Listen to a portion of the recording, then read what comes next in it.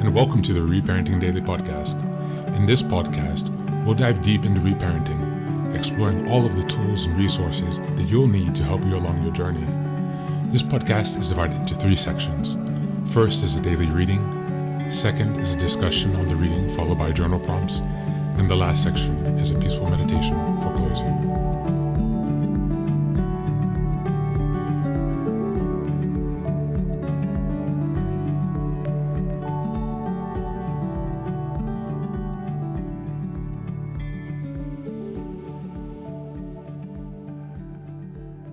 Good morning, good afternoon, and good evening.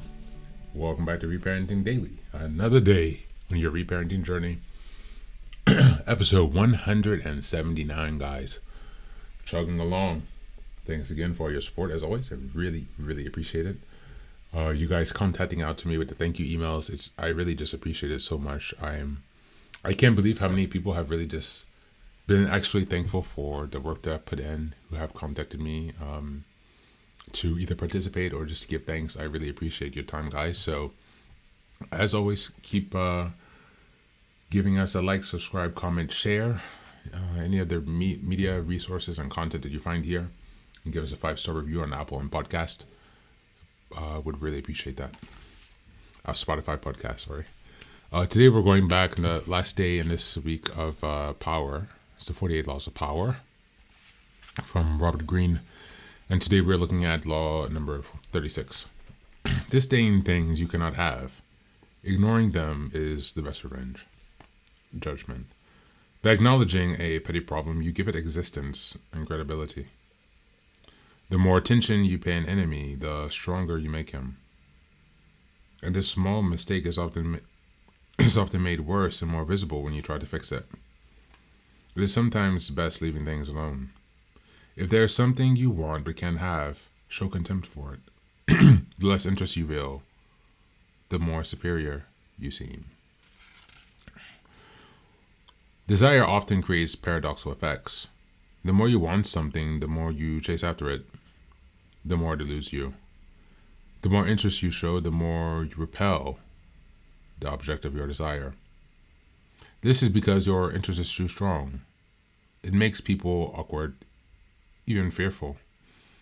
Uncontrollable desire makes you seem weak, unworthy, and pathetic. You need to turn back on what you want. Show your contempt and disdain. This is a kind of powerful response that will drive your targets crazy. They will respond with a desire of their own, which is simply to have an effect on you. Perhaps to possess you.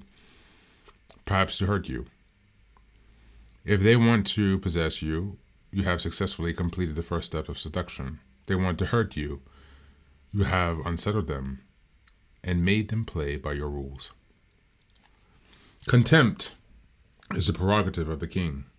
Where his eyes turn, what he decides to see is what has reality. What he ignores and turns his back on is as good as dead.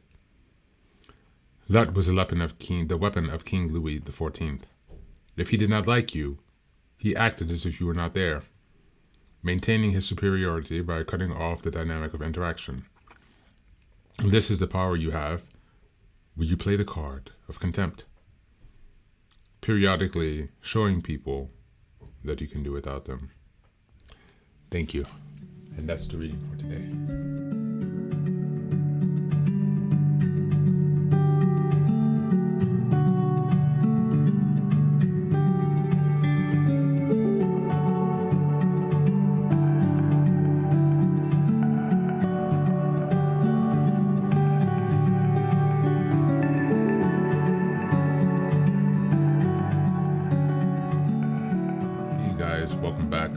Welcome back. This is a really good reading. There's also a quote here I will just read from this section. And this is from Arthur Schopenhauer, philosopher. Nay, with most people, there will be no harm in occasionally mixing a grain of disdain with your treatment of them. That will make them value your friendship all the more. Cinum instinema van stimulato, a subtle Italian proverb has it. To disregard is to win regard. But if we really think very highly of a person, we should conceal it from him like a crime.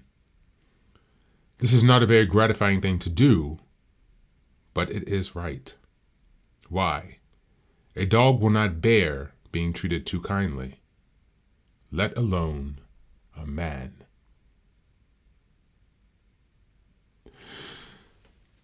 So, that quote also was very quite, I fucking love Arthur Schopenhauer. I've read some of his works when I was an undergraduate in my studies. I have a philosophy undergraduate, and I've taken some graduate coursework also in philosophy. And I have not come to Schopenhauer and also, I should say, Spinoza much later in my life. And I wish I had read them much earlier because they have been such gems in my life and in my path of reparenting and self-understanding and growth. But this law and that quote, even at the end, why? A dog will not bear being treated too kindly, let alone a man, by Arthur Schopenhauer. You know, in the society where they say, oh, this person is too toxic, or this is toxic behavior, I'm almost over this whole dynamic, over this whole discussion of, oh, you're narcissistic and that's a bad thing. Toxic is not bad. It's a strategy that plays on human nature and psychology, how we respond. That's not inherently bad. It becomes bad because people become wounded by those who use it, and then the people who are wounded and weak call it bad because they were hurt. But the ones who are actually employing it never realize or never see it as bad because it leads to positive outcomes.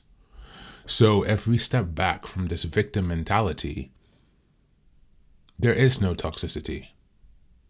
There is doing what is right for you. Let's reflect on this law 30 stick. Disdain things you cannot have. Now, as in terms of a relationship, you know, where that quote was coming from, okay, if you are doing the subtle put downs at your friend or whoever to show that you can do without them, while also showing them that you have value, so you should be giving them both these mixed signals at the same time, apparently, is what author Schopenhauer is suggesting. But even in the domains of things that are not people, for example, maybe you had a goal for, I don't know, a certain kind of restaurant. You wanted to open a restaurant, and then all of a sudden you hate this kind of food, so you're kind of downplaying the significance of that in your mind. All of this comes back to, again, as I've said over and over on this podcast, it's a tool to shift your perspective, and the perspective is all that matters. These are just tools for you to learn how to shift your perspective to gain a more empowered stance so that you are not at the mercy of others and subject to endless abuse. That's my goal here, to protect people and to help them connect with their true self. And in order to do that, you must find safety, which means protecting yourself, because if you don't have safety, then you cannot progress with any other of these steps for reparenting. Think about this law today, reflect on your own life. Have you used this as a reverse psychology tool for yourself or for others? Do you have any moral implications or reactions, I should say, when you listen to this concept? As always, thanks for being here. Take care of yourself and be well.